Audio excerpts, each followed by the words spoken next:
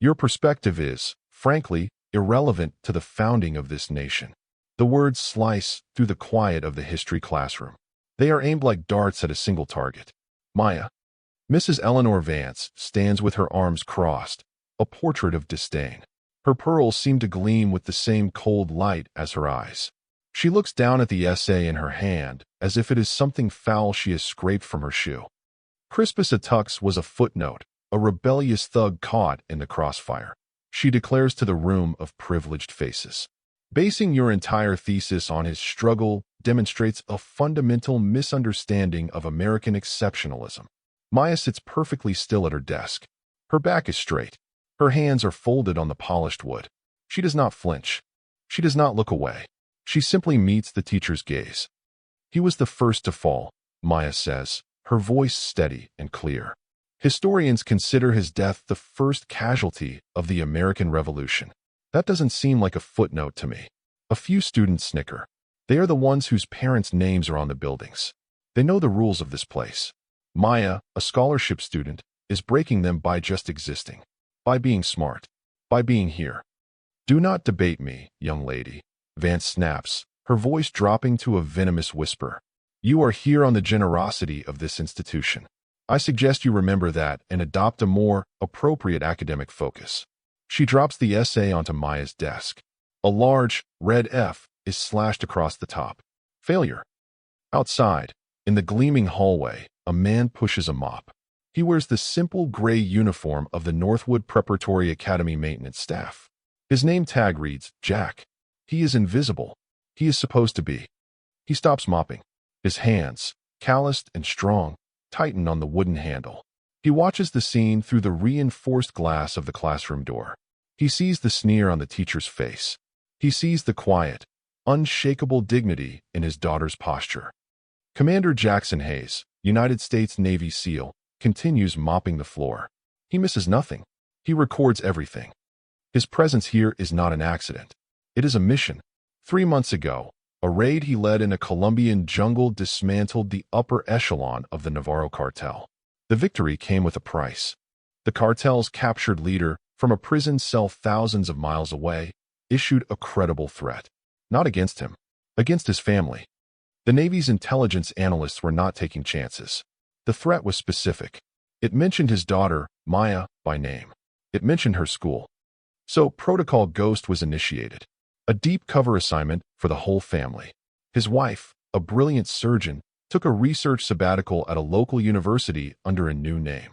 And Jackson Hayes, a man who could command a squadron, navigate a submarine, and disappear into any terrain on Earth, became Jack, the janitor. He chose this post. He insisted on it. It allowed him to be a silent guardian, a shadow in the hallways of his daughter's life. He knows the school's blueprints better than the architect. He knows the security camera blind spots. He knows the schedules of every teacher, every student, every delivery truck. He had trained Maya for this. Not for combat, but for composure. They will test you, he had told her in the quiet of their temporary, sterile apartment. They will see your name, your skin, and they will make assumptions. Do not let their ignorance become your anger. Your mind is your weapon. Stay calm. Observe. Report. And she does. She is her father's daughter. Inside the classroom, a young man at the back shifts uncomfortably. Mr. David Chun, the teaching assistant. He is barely 5 years older than the students. He idolizes history, and he is horrified by the way Mrs. Vance butchers it, twisting it into a cudgel for her prejudices. He clears his throat. Mrs. Vance, if I may. Maya's point about Attucks is actually part of a growing academic consensus. Several new papers highlight his role as a catalyst. Vance's head snaps toward him. Mr. Chun, your role is to grade quizzes and manage the projector, not to offer consensus that contradicts a curriculum approved by this school's board for 30 years. His face flushes. He looks down, defeated. Yes, Mrs. Vance. The bell rings, a shrill sound that releases the tension. Students pour out, a river of expensive backpacks and careless laughter. Maya remains seated, gathering her books with deliberate, unhurried movements. As Jack mops his way past the door, he sees Mr. Chun approach Maya's desk. He leans in and speaks softly, too low for Jack to hear. But he sees the look on the young man's face. It is one of apology, of shame. Jack files it away. An ally. Potential. Untested. The days turn into a week. The aggressions escalate. They are small, designed to be deniable. A pop quiz on a topic Maya was explicitly told would not be covered. A lost homework assignment. Constant, targeted questions in class, designed to trip her up. Maya meets each challenge with the same unnerving calm. She aces the quiz. She produces a time-stamped digital copy of the homework. She answers the questions with precision and cites her sources. Her excellence is an act of defiance. It enrages Mrs. Vance. The teacher's focus shifts. She needs a bigger blow, something undeniable. The semester's major project is a digital presentation on pivotal moments in American governance. It is worth 40% of the final grade. Maya pours herself into it, creating a detailed, interactive timeline of the landmark Supreme Court case Brown versus the Board of Education.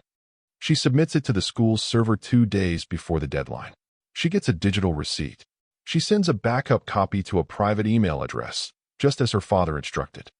The next day, Mrs. Vance stops her in the hallway.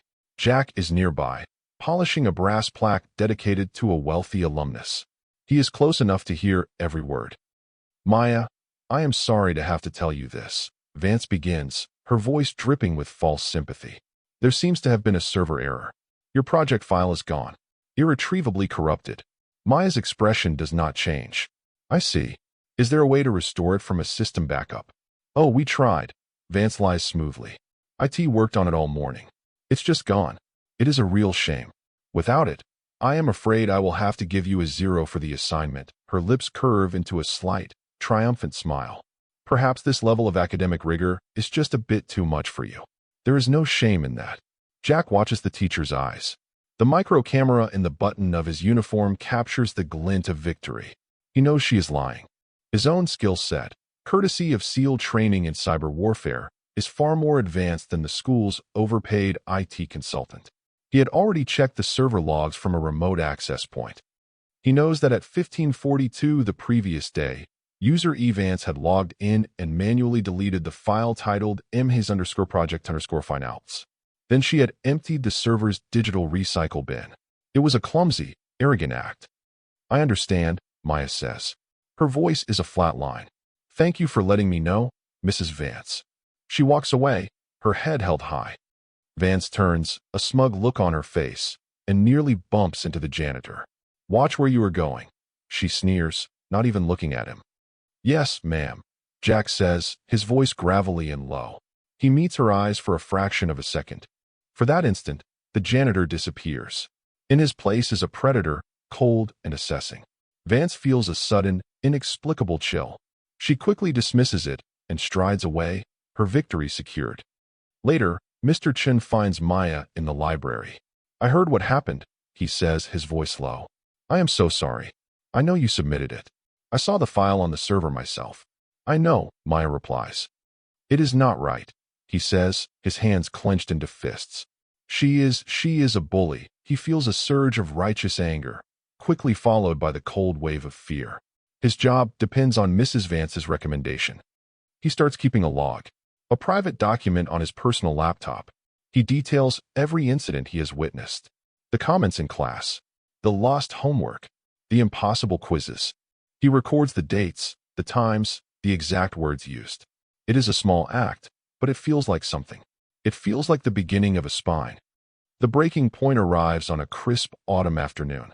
It is parent-teacher conference day.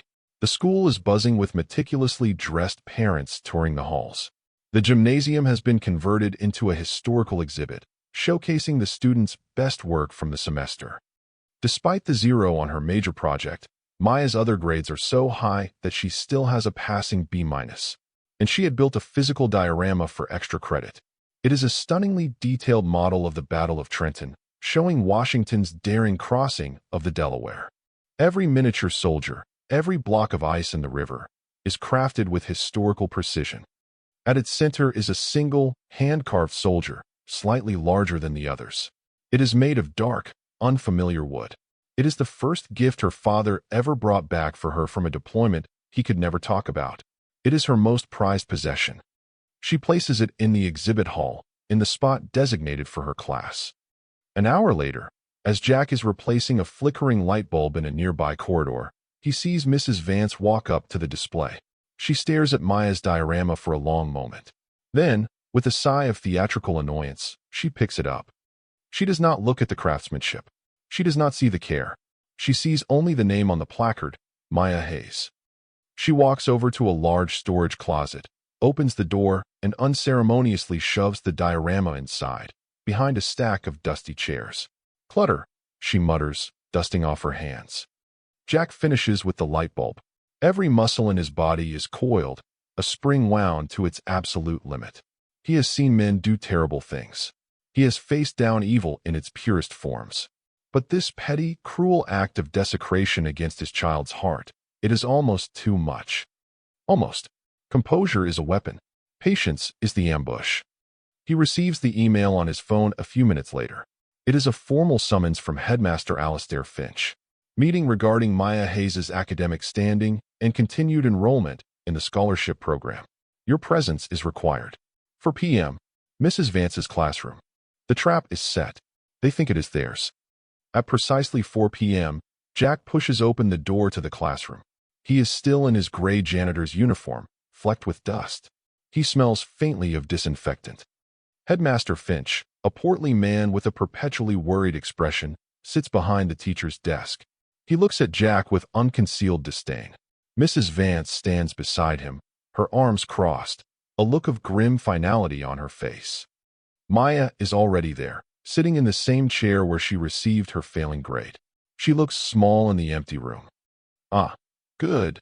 You are here, Finch says, not bothering to use Jack's name. Please, have a seat. He gestures vaguely to a student desk. Jack remains standing by the door. This will not take long, Finch continues, adjusting his tie. Mrs. Vance has brought a serious matter to my attention. Maya's performance this semester has been deeply concerning. It has become clear that she is not meeting the rigorous standards of Northwood. Mrs. Vance steps forward. This is her moment. The culmination of her campaign. Headmaster, it is not just her performance, which is frankly abysmal. It is her attitude. There is a resistance, a defiance, that I find wholly inappropriate. She is not a good fit for our community. She turns her attention to Jack. I understand that circumstances can be difficult, she says, her voice oozing condescension. But this program is for students who can excel. It is not a charity. We feel it would be best for everyone if Maya were to return to a more suitable public school environment where the pressures are not so great. She expects a nod, a defeated sigh, an argument from a powerless man that she can easily swat down. She does not expect the silence. Jack looks from Vance to Finch, then to his daughter. He gives Maya a nearly imperceptible nod. You did well. My turn. He speaks, his voice quiet, but carrying an immense weight that fills the room. Mrs. Vance, you recommend her expulsion based on performance. Among other things, yes, she says, irritated by his tone. Her performance on a major project you gave her a 0 for, he continues. It is not a question. The file was lost, Vance snaps. A technical glitch. Utterly unavoidable. The file was not lost, Jack says calmly. You deleted it. On Tuesday, at 3:42 p.m., from your classroom computer. IP address 192.168.142. You then permanently erased it from the server's recovery partition 13 minutes later. The air freezes. Vance's smug expression dissolves, replaced by a mask of stunned disbelief. Headmaster Finch blinks, his mouth slightly agape.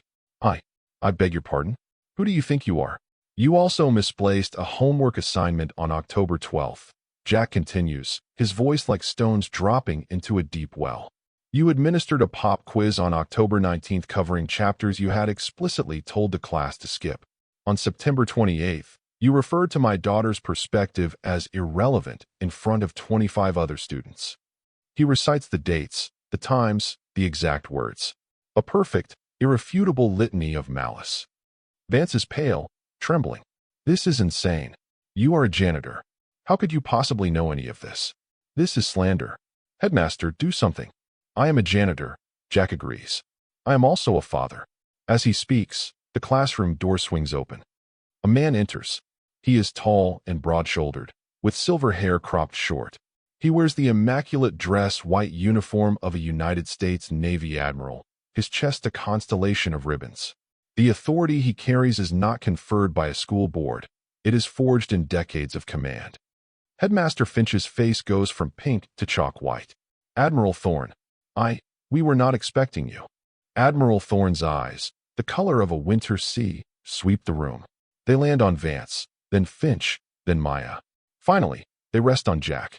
There is no surprise in his gaze, only grim purpose. He looks at the sputtering teacher. Mrs. Vance, you asked who he is.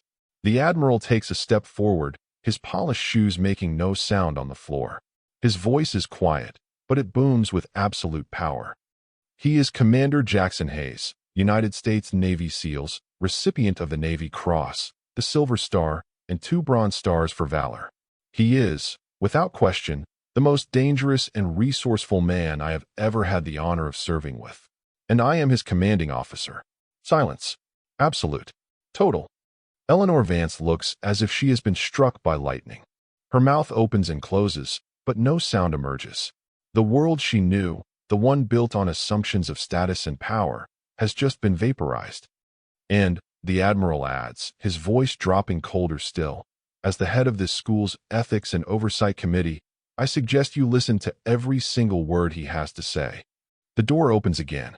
Mr. Chen steps inside, holding a laptop. He looks terrified but resolute.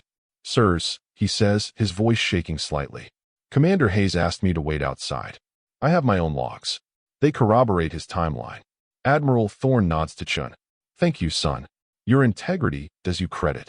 He then turns his attention back to the room. Commander, your report. Jack walks to the teacher's desk, pulls a small, black device from his pocket, and plugs it into the classroom smartboard. As part of my operational security, I have been recording all interactions in this building for the past 3 months. He presses a button. The large screen flickers to life. It shows an audio waveform. Vance's voice fills the room, sharp and cruel. Irrelevant to the founding of this nation, the entire scene from that first day plays out. Then, another audio file. It is Vance in the teacher's lounge, speaking to a colleague. I do not know what Finch was thinking, letting that one in. She does not belong here. Do not worry. I will manage her out before Christmas. Finally, video. Crystal clear footage from Jack's button camera. It shows a close-up of a computer screen.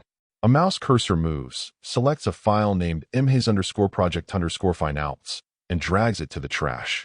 The audience in the room watches as Eleanor Vance's own hand condemns her. The video continues, showing her navigating to the server's recovery partition and permanently deleting the file. A gasp escapes Finch's lips.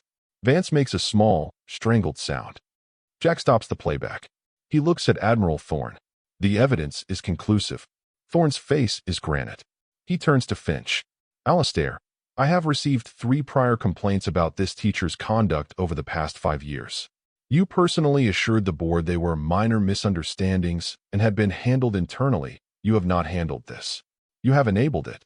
You are placed on immediate and indefinite administrative leave pending a full board review. I expect your resignation on my desk by morning. Finch just nods, his face ashen. He looks a decade older. The Admiral's gaze now falls upon Eleanor Vance. It is utterly devoid of mercy. Mrs. Vance, your employment at Northwood Preparatory Academy is terminated, effective this second. Your credentials will be permanently revoked. Security will now escort you from the premises. He speaks into a small radio. Security to room 204. We have a non-compliant individual for removal. You cannot do this. Vance finally shrieks, her composure shattered into 1,000 pieces. My husband is a partner at Sterling & Croft. He sits on 2 city commissions. We are donors. Your husband can take it up with my legal team, Thorne says flatly. And given the evidence of discriminatory harassment, destruction of school property, and malicious falsification of grades, I imagine he will soon be taking calls from the district attorney. We will be recommending the state review your teaching license.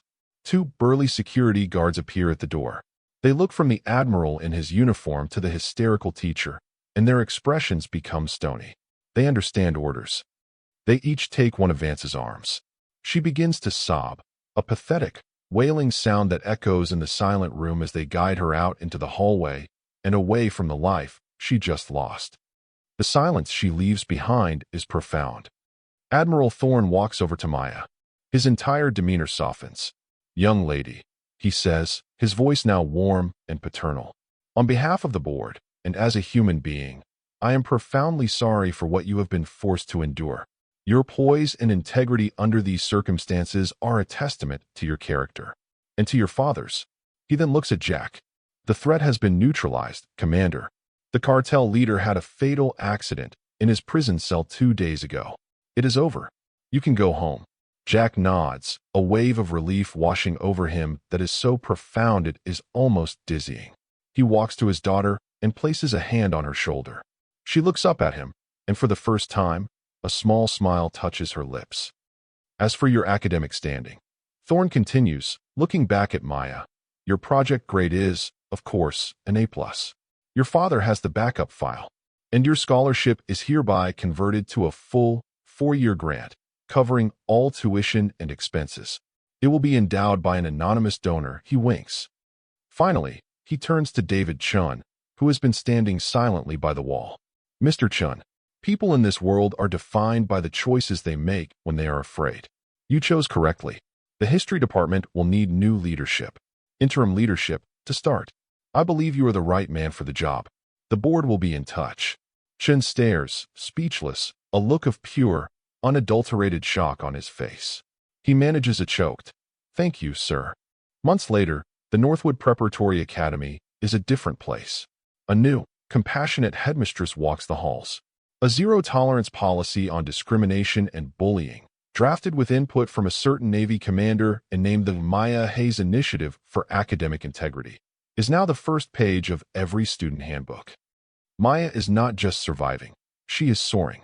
She is the star of the debate team and the head of the Student Historical Society.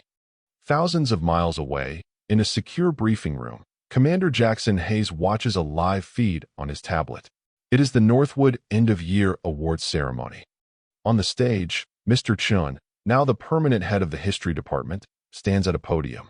This year's Founders Medal for Academic Excellence and Moral Courage goes to a student who reminds us that integrity is not about being the loudest voice in the room, but the truest.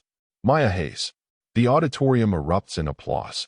Maya walks to the stage, shakes his hand, and accepts the heavy, gold medal. The camera zooms in on the podium. Next to the medal, placed on a velvet cloth in a position of honor for all to see, sits a small, hand-carved wooden soldier. Safe, respected, home.